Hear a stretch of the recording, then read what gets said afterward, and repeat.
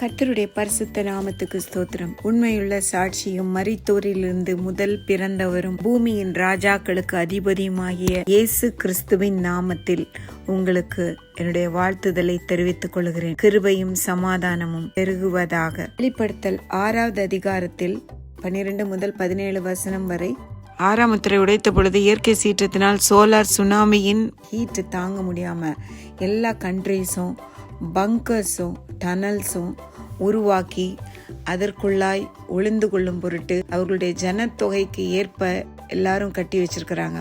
ராஜாக்களும் பெரியவர்களும் ஐஸ்வர்யவான்களும் அவ்வளவு பேரும் போய் ஒளிந்து கொண்டு பர்வதங்களையும் கண்மலைகளையும் எங்கள் மேல் விழுந்து சிங்காசனத்தின் மேல் வீற்றிருக்கிறவருடைய கோபத்திற்கு எங்களை மறைத்துக் கொள்ளுங்கள்னு சொல்லுவாங்க. இது இயற்கை சீற்றத்தின் நிமித்தம் சூரியன் கருப்பு கம்பளியை போலாகும், சந்திரன் ரத்தம் போலாகும், வானத்தின் நட்சத்திரங்கள் பூமியிலே விழும், வானமும் சுருட்டப்பட்ட புத்தகம் போலாகும், மலைகள் தீவுகள் யாவும் தங்கள் இடங்களை விட்டு அகன்று போகும்.